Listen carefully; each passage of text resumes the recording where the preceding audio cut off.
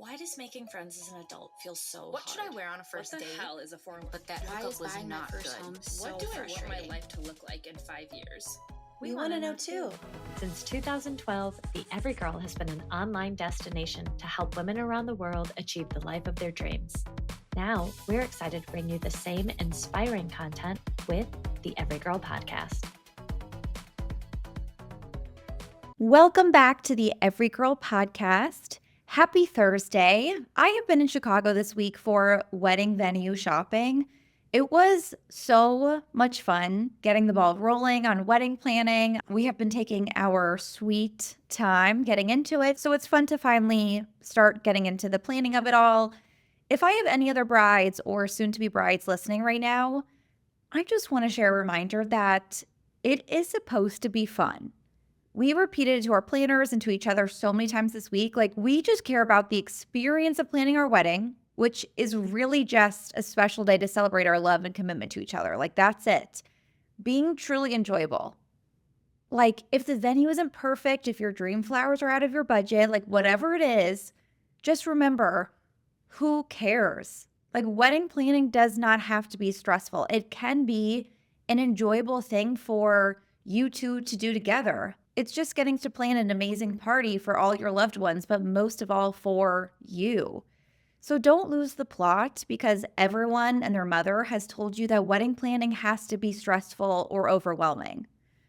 So that's just a little soapbox moment of what I've been up to. I hope everyone is having a great week. Today's Ask the Everygirl question is, I really want to work on mindfulness and feeling present, but I feel like none of the meditations or other practices that I've tried really work. How can I be more present in my life? I love this question because I have thought so much about this for myself. I would say of everything I have tried, all of the behaviors and mindsets and wellness rituals, everything that I've ever tried, what I'm going to share with you today has changed my life the most. First of all, let's break down what the fuck being present even means. Actually, what does it look or feel like to be fully present? According to multiple psychology resources online, being present means being fully conscious of the moment and free from the noise of internal dialogue. Okay, my first thought is, I'm sorry, is it possible to turn off the voice inside your head? A life without the noise of internal dialogue? I don't know her. But I like that idea of being fully conscious of the moment. It's like a sense of full awareness. Being present is often interchangeable with mindfulness, the practice of bringing your full attention to the current moment. I also think of it like being present means that your mind and body are in the same place at the same time. And you're not time traveling to the past or future. You're not thinking about something that happened previously, or you're not worrying about the future. In the big moments, obviously, you can enjoy today without worrying about years from now or what happened years ago. But also it means in the day-to-day micro moments, you're drinking your coffee and you're thinking about the coffee instead of your to-do list for the day. Or you are listening to someone speak without thinking about what you just said or what you want to say next. Most of the time, we are not present. I had a big aha moment a couple years ago having to do with being on a vacation. I was on an amazing trip, something that I had looked forward to for months and felt like, I wish it was here already. I can't wait to go on this trip. When I was actually on the vacation, yes, it was so fun and amazing. But I also found myself starting to be like, okay, I'm ready to go back to my routine, or I'm really tired, or I feel very unproductive, or my stomach hurts from all the food I've been having. While I'm loving and enjoying the vacation, I also had the itch for the vacation to be over so I could go home. But then after the vacation, when I was home, I would look back and be like, oh my God, that was the best trip. I would give anything to be back on that trip. And I had this realization when I realized I was doing that. I was like, have I ever felt fully present? Have I ever felt in the moment, this is the one and only place I would want to be? Honestly, no. I feel like I'm so happy all the time, but I also have spent my whole life waiting for the weekends or waiting for a vacation. And then on those vacation or even on the weekends, I would be waiting to go back home or waiting to get back to my routine. On a bigger scale, I notice this too with life stages. I mean, wouldn't you give anything to go back to being a kid, even just for a day? Like, we think back on being young and innocent and playing with friends and having no responsibilities. A 9 p.m. bedtime and not having to pay rent, like, those were the days, right? And then when we were kids, all we wanted was to be grown up.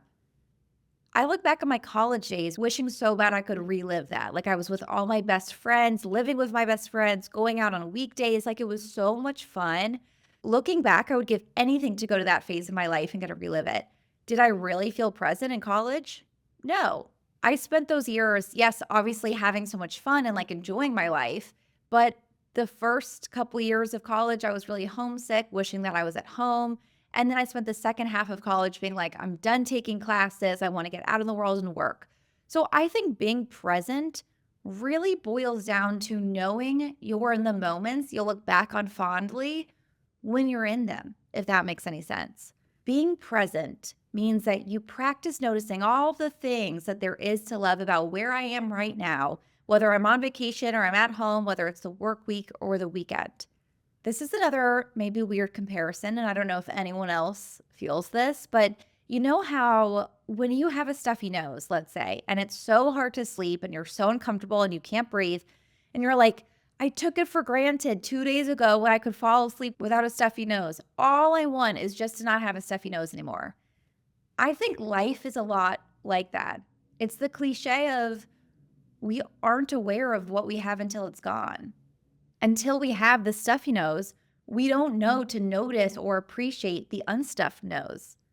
And I just don't want to live my life like that. Being fully present means you're fully aware of what you have when you have it. So why does it matter to practice mindfulness or to be present? There's a well-known 2010 Harvard study that directly links being present with greater happiness. It basically proved that one of the key cornerstones of happiness was the ability to be present. Mind wandering, which is what the study defined as basically being the opposite of being present. Like your mind is wandering to what you're going to have for dinner, the to-do list you got going on, that embarrassing text you sent last weekend. The study showed that mind wandering was a stronger predictor of unhappiness than any activity itself. So what this means is even neutral or slightly unpleasant tasks like commuting or doing the dishes made people happier when they were fully present compared to even pleasurable activities like going on a vacation or going out to dinner if they were done while distracted. Think about how crazy that is. How happy you are actually isn't determined at all by what you do. Whether you're on vacation or doing chores, it actually does not determine your happiness. What does determine your happiness is whether you're present or whether you're distracted. So how to be more present? What has worked for me? What I think a lot of people think of as being present is like you're sitting in meditation with a completely blank mind. Like the psychology resource online that said it's being free from the noise of internal dialogue. Yeah, I don't get that. Like my mind has not been blank for a nanosecond since the day I was born. The internal dialogue in my brain is persistent AF. She is a tough bitch, okay? So being present does not look like that to me. It does not look like a blank mind. Here's what has worked for me and has been the most transformative practice of my entire life. This is going to sound super counterintuitive to what I just said because we just talked about how being present is about not time traveling to the past or future, but I feel present when I tap into both my past and future self. Let me explain. So starting with future self. Thinking about the future you that would give anything to relive the present moment you're in. So on a small scale, what that means is, going back to the example I used earlier, when you're on vacation, imagining yourself weeks from now, you're back in the grind of work, you're stressed out about responsibilities and whatever. If that was like, oh, I missed that trip, that was amazing, I hate being at work. If that version of you got to actually go back and relive this enjoyable vacation for one day, how would you experience it differently? And then on a bigger scale, jump ahead to really far in the future. Like, what if I was 95 years old and I got to relive this average Tuesday? What if I got to be in this healthy body that can run and jump and I got this long career ahead of me? How would I experience today differently as a 95-year-old reliving it? Like, this is dark, but I literally think about my 100-year-old self on my deathbed. Actually, I'm manifesting this, my 150-year-old self on my deathbed. And I imagine that she got to go back in time to when she was 29 just for a day. How differently would she experience my present life? So for an example, when I notice myself thinking, ugh, I gotta take Louie out. I'm so busy. I'm so annoyed I have to stop what I'm doing and go outside. I try to immediately put myself into the place of being 90 years old. Like, I think about for a minute, what would that feel like to be 90 years old? And all I would want to do, looking back on this time of my life, is to get one more walk with Louie. If I can think about in years from now when Louie's not here, I would give anything to go back in time and go on a walk with him. I'm going to sit here today and complain about how I'm too busy and it's annoying to me that I have to go take him out. No, I don't want to live my life like that. I want to live as if I'm already aware of how the 95-year-old would think looking back on this time. I want to be aware of this is temporary. I don't have this forever. I think that's what makes me feel present. Or even like if I feel like I don't want to go to a workout, imagine telling my 90-year-old self you get one more workout in your 29-year-old body. When we reverse engineer it and look at now from a future self that doesn't have what we have now, I think that's when we feel presence. And then with my past self, I also love to tap into her a lot. And it can be any age that you identify with. I love like 6-year-old Josie. I feel very close to her, but also like 17-year-old Josie. It could be your 25-year-old you, whatever age you connect with. But I like to think about 17-year-old Josie, who was fighting with her high school boyfriend and going through all this heartbreak. If she got to see the man that I end up with and the way that he makes me laugh and just wants to be around me all the time, is happy being around me, it makes it really hard to take Joey for granted now in the mundane day-to-day.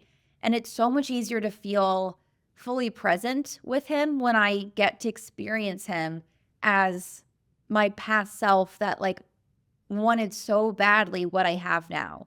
So when I start getting annoyed because his goddamn socks are on the floor again, or maybe like it's just a random weekday and I'm just not present with him, like we're just going through the motions, I picture 17-year-old Josie being like, bitch, you are so lucky. Or like, oh my God, I'm so pumped. Look how cute he is. Like, if we get to experience our life now from the lens of the past versions of us that always wanted what we have, imagine how much more present we would actually be. Same thing with my work life. We get so into the day-to-day of, of course it gets so easy to not be present because we're thinking about what's next, what goal we have to hit, what we haven't accomplished yet. But then when I think about 6-year-old Josie or even 21-year-old Josie graduating college who had zero clue, and I got to tell her what I did for work and that I pay my own bills, I get a regular paycheck, she would be like, you are so freaking cool. Being present to me is almost like this trippy experience of being able to watch your life like it's a movie and know that you're in a moment you would have appreciated as young you or a memory that you would look back fondly on as future you. Like presence is just knowing those moments when we're in them. The last tip for being present that I'm going to share with you comes from the movie About Time. If you haven't seen it, phenomenal movie. The ending of this movie changed my brain chemistry. And I know people say that term, but I am not kidding. The ending of this movie actually changed my brain chemistry. So this kind of requires me to give you a little spoiler for the movie, so you can turn this off if you haven't watched this. I mean, it's not like a twist, but it's the ending of the movie, so if you don't want it spoiled, see you on Tuesday. But this movie, About Time, it's one of Rachel McAdams' seemingly thousands of time traveling movies. It's a really good film. But the story goes like this. So this man learns he has the gift of time traveling only during his lifespan. Like he can only travel through his life. He can't like go back to like the 1600s. It's just within his life. So of course he spends the movie trying to use his time traveling gift to fix things. You know, if he embarrassed himself at a party, he'd go back in time and do it again so he came off all smooth. Or if a family member got into a car accident, he'd go back in time to save them. Things like that. So he's trying to fix the present by going back in time. But then things about the present would change that he didn't want to if he changed other things. So he learned he couldn't use his time traveling to go back in time to change anything, blah, blah, blah. So at the end of the movie, this time traveler, the protagonist, explains that he learned that the real secret of time travel is not to change things. He stopped going back in time to try to change anything. Instead, he relives every single day with the purpose to enjoy it. So in the movie, you see him waking up one day and he's all stressed because he's late for work and it's raining and he's rushing to a meeting, and him and his wife are flustered trying to get the kids to bed, and then they collapse into bed so exhausted. Like it's kind of how most of us go through our everyday. And then he repeats the exact same day with the purpose to enjoy it, to be fully present. So when he wakes up, he notices how beautiful his wife looks when she's sleeping. He enjoys the music the guy's listening to next to him on the subway. He's dancing in the rain. He tickles and plays with his kids when he gets home. He kisses his wife before bed. And it's amazing because you see these two exact same days, but experience them completely differently.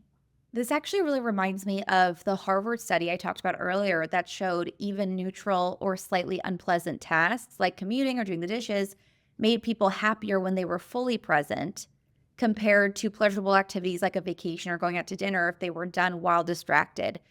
You can have the exact same day, the exact same to-do list and schedule and all the pitfalls and the things that go wrong. You can have the exact same day, and one can be a happy, beautiful, joyful experience, and the other can be freaking miserable. The only thing that's different about these 2 days is your presence. So the last bit of this movie, the protagonist says eventually he stopped time traveling at all because instead of having to relive each day with the purpose of enjoying it, he just lived every single day with the purpose of enjoying it the first time, which is something we all can do. Being present is asking yourself constantly, how would I experience this if my sole purpose, my one and only goal is to enjoy this, to enjoy this meeting, to enjoy doing the dishes, to enjoy this Netflix binge on the couch with my significant other, to enjoy this workout or vacation or wedding planning? What if my only purpose of experiencing it was purely to enjoy it? And that, to me, is being present. I hope you enjoyed this episode. If you did, please leave us a 5-star review and let me know in the comments your thoughts, how you experienced being present, or what resonated with you from this episode. If you have a question you would like us to answer on air, you can DM it to us at the Everygirl Podcast on Instagram. Also, just a reminder, because I haven't said in a few weeks, you can also send us a voice recording. I would love to play some on air because I feel like that would be a lot more interesting than hearing me read it off. And I have yet to get one, understandably, because I know it's a lot easier to just like type it in instead of sending a full voice note, but that option is always there. And you will get so many brownie points from me to be the first person to send us a voice recording, Ask the Everygirl. But whether it's written out or it's a voice note, we love you and are here for you. So DM us your questions at the Everygirl Podcast on Instagram. I'm sending you so much love, and I will talk to you on Tuesday.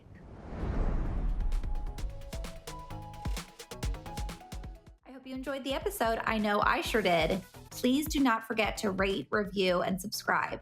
It really makes a huge difference for our show so we can keep growing and bringing the content that you love. If you want more info, you can find us at the Everygirl Podcast on Instagram or theeverygirlpodcast.com.